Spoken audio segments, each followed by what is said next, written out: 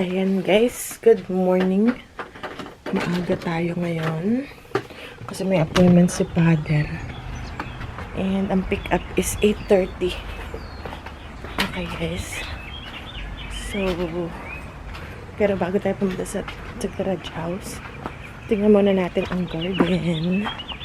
Ayan guys, alas 6:45. Lumalamig, umiinit, ganyan. So, nilinis na ng asawa ko yung garden natin. Nilinis na yan, ha. So, natatandaan nyo, ganito yung ang dami ng ibon. Ang lamig. Garden bed, tinanggal na namin doon kasi wala namang nabubuhay doon kasi natatakpan siya ng puno. So, walang sumisibol kundi sunflower. So, binigay na ng asawa ko kay Mr. Key. Si Bebang, ayun na, binigay na namin kay Mr. Key. Diba kasi yung kanya wasak na rin yung mga wood bed. Ayan. So wala ngayon akong tanim guys, pero bibil na lang ako ng mga pantanim or siguro makakapag-tanim pa, makakapag-pa-start pa ako ng ampalaya or something. So yun yung garden. And then ito yung blueberry. Sumisibol na sila actually. Ito yung grapes ko. Hindi ko lang alam kung magbubunga ba siya this year. So yan, may mga bulaklak na. Mga bulaklak. Bear lang. Ito, elderberry to, bigay nung kaibigan namin. Ito yung peaches. Ayan o, may bulaklak. Baka ilipat ko kaya siya. Kulang ng kulang ng, aray ko, ang lamig. Uulang kasi. Kulang ng soil. Ayan, hindi pa namin naiilipat sa actual na. Hindi namin lang kung saan siya ilalagay eh. Kaya, puno siya eh. So, nasa paso pa lang. Hindi pa namin alam kung saan namin lalagay. Yung blackberries, tinanggal na namin. So, every year, ito, gaya nito. Next year, may susuloy na, this year may susuloy na isa. Yun naman yung magbubunga. Hirap ipaliwanag. O, yung daming ibon. Kasi Bebang nandyan. Tapos, ito yung sumuloy last year. Ano na siya, matutuyo na siya. Ayan o. So, tinanggal ko na. Ito yung mga last year sumibol. Ito yung mga suloy last year na ngayon siya magbubunga. Parang ganun yung trend niya. Ito naman, matutuyo na to. This year, hindi nabubunga. May susuloy, yun yung bago. So, gaya nito. Basta tinanggal ko na yan yung mga luma. Parang kahoy siya. Napagtatanggal ko na siya, guys. Ito yung figs. Gaya nito. Wait lang. Gaya nito guys, ito yung nagbunga last year, last summer. Ngayon natuyo na siya. Ito yung sumibol last year. So ito naman yung magbubunga this year. Ganun yung niya, yung style. So to pwede mo na siyang tanggalin kasi nagiging kahoy na siya. Amazing.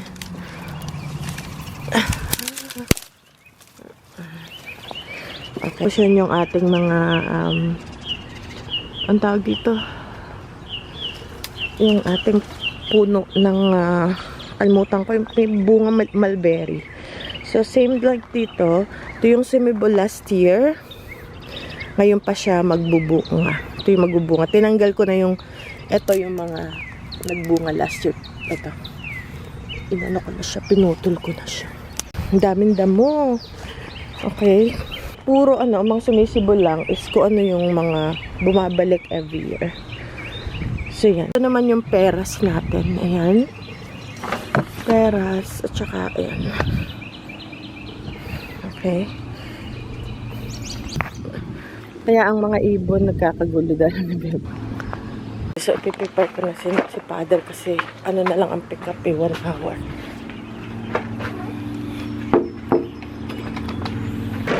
Nagluluto lamang. Ay, 8:30 ang pick up. Ano ba oras na yun? 7. Pwede yan tapos na 7:30. Handa na natin ang ating yung damo. Ay, papasok na ako ng buwan. Wala na akong 20-20. Papasok na? Okay. Ate na kayang yan habang naghihintay kayo. Para na. Dahil Bilos na yun. Binabang ko yan. okay. Kaya alas 7 pa, hindi ka lahating oras siya yung nakabantay. Hindi na. Hindi, habang maghihintay. Medyo, mag-iis one, pinahanap ang sakit eh. Sinasakit ko rin. Pinabubula. Okay, good. Kukunin ko yung aking pang...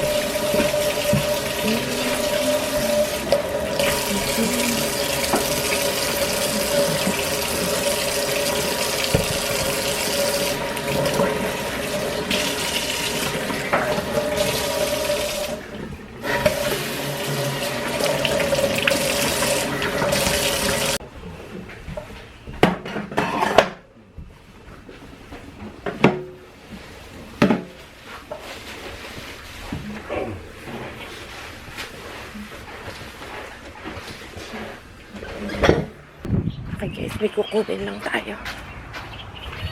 Naku si Bebang. Okay na. Halika. Alright.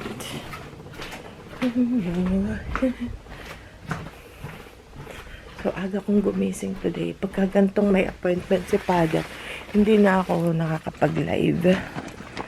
Bakante na ako. Tsaka maaga ang gising ko.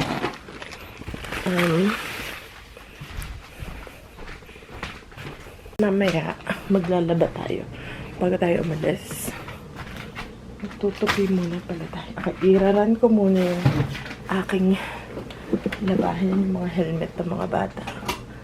Ayan, meron akong nilaban dito na basahan. Okay.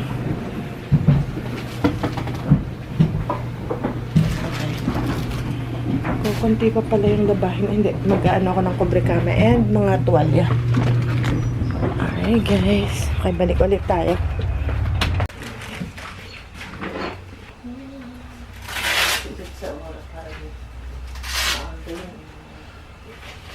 Meron kayong bagong medyas. Oo.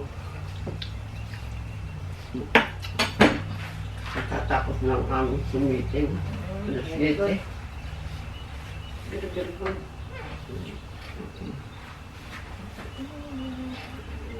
Parang ito pinulta. Sa araw lang eh. Ay, kinakailangan talaga.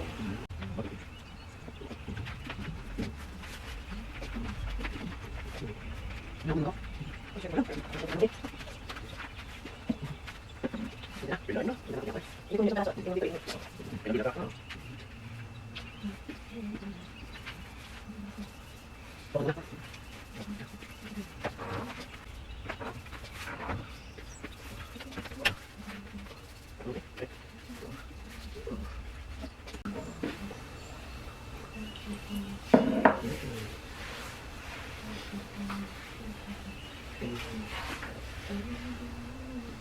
Punta ko pala yan.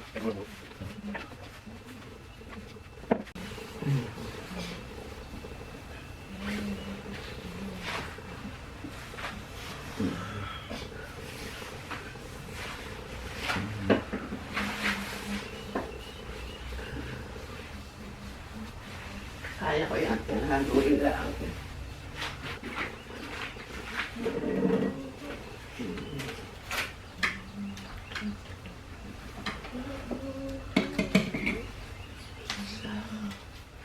Okay guys, so the bus is here. So yung asawa ko yung naghahatid kay Father. Ba't lobat na kagad? Ba't lobat na kagad to? Hindi pa nagiinit, lobat na. Okay. Okay, tayo. Kaya lang kulang yung pamasahe namin. Wala kasi kaming barya. Kasi usually ang binibigay namin $20. Ngayon, walang pamasa. Ay, walang pamasa. Kulang. So, ang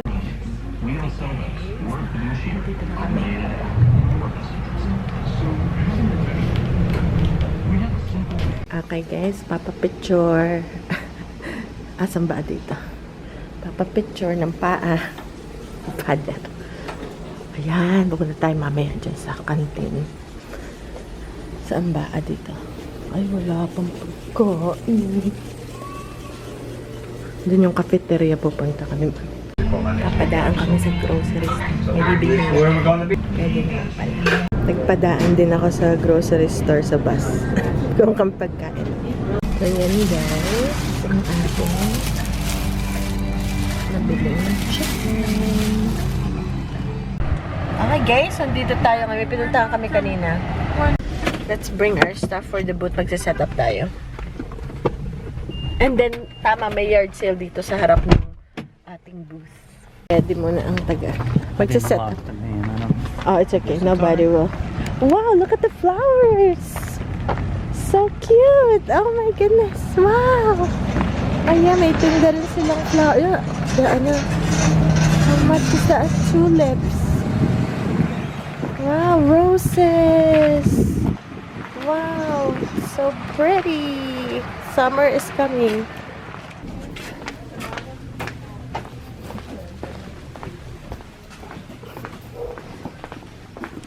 Ayan.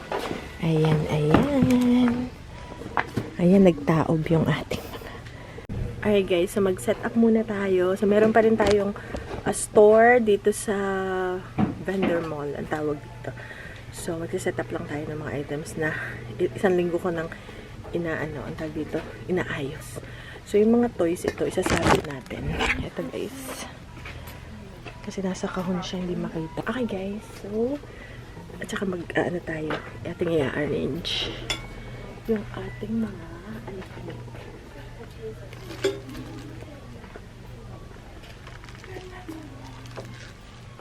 Okay. Alright, ano pa ba? Okay guys, so let's start. Hindi na ako makakita. Yan yung asawa ko, nag-arrange na siya. Kasi maraming i-arrange. So, ang gagawin ko, meron ako mga perdible. Isasabit natin yung mga toys natin para hindi ko alam kung meron akong enough na perdible. Sana meron. Para gusto ko nakasabit siya. Like this ba? Yan. Like ito. Dapat ganito. Dapat nakasabit siya. Diba guys? Dapat nakasabit. Teka lang. Ito rin. Spider-Man. Kaya nito guys, si Spider-Man. Oh. Dapat nakasabit si Spider-Man. Okay. Okay.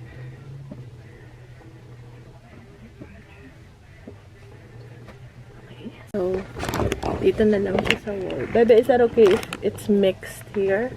Like the toys and stuff?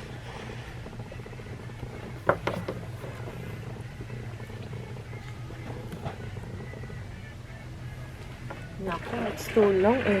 Spider-Man is too long. Tingnan niyo guys, sobrang haba ni Spider-Man. Okay, maybe I can move this around. So it's not...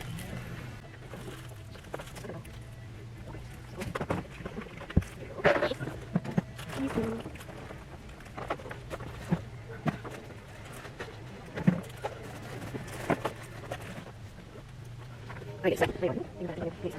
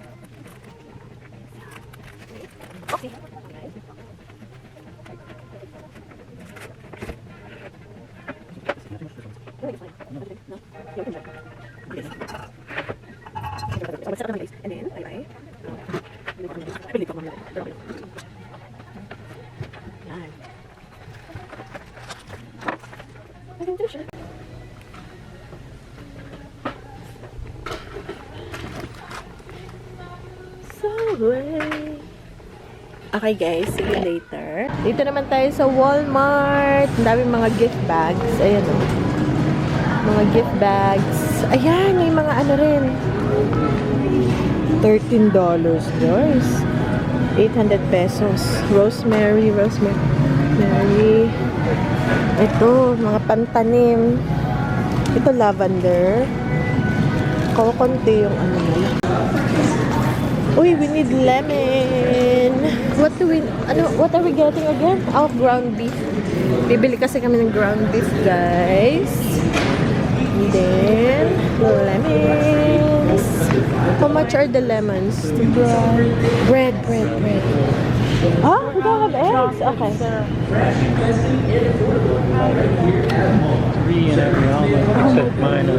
Ang mahal! Lagi reklamo natin. Dito lang tayo sa regular na lemons. Huwag na yung mga organic muna, ha? Mahal. Mahirap ngayon ang buhay. So, ito hindi ko lang alam kung magkano. Walang presyo eh. Nakakatakot pag walang presyo. Mga ilang piraso lang kasi meron pa akong isa. Ang liliit. Got white na. Magmamalengke lang tayo ng konti. Ito yung masarap na cheese. White cheddar. American cheese siya. Ang mahal na lalo ng mga bilihin, guys. Ang mahal na.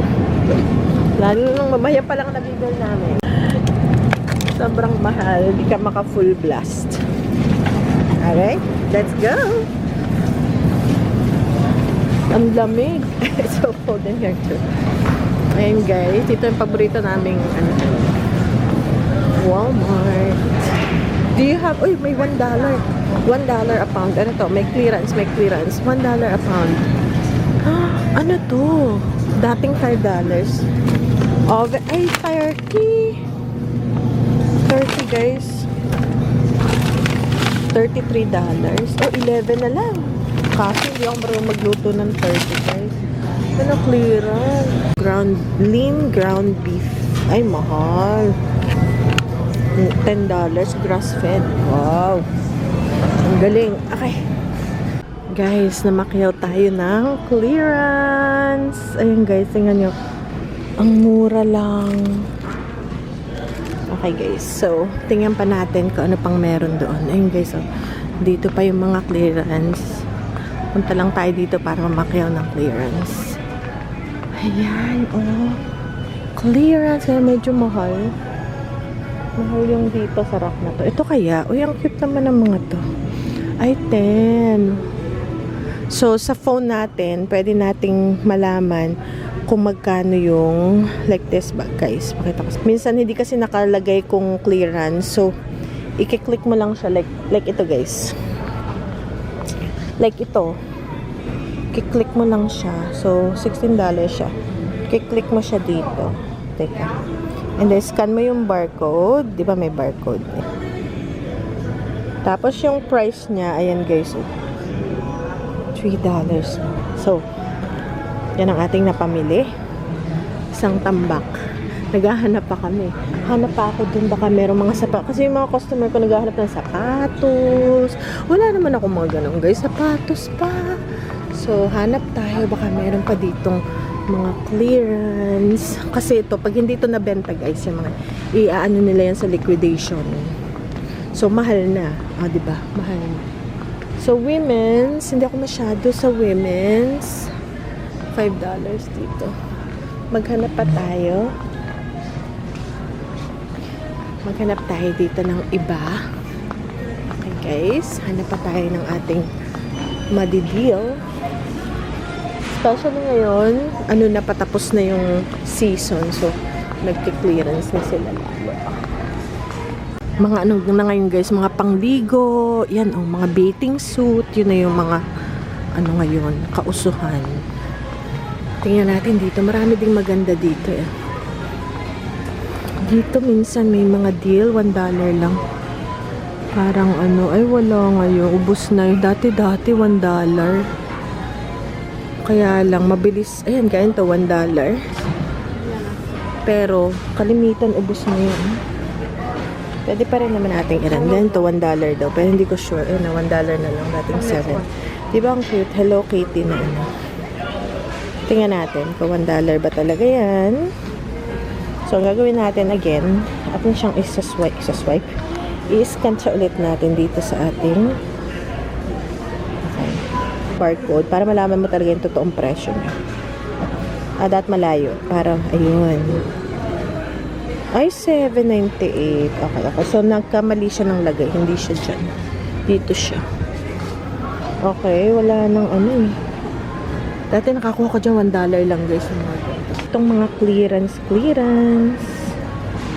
Okay. Mga accessories. So, magtingin pa tayo guys. At balitaan ko kayo mamaya.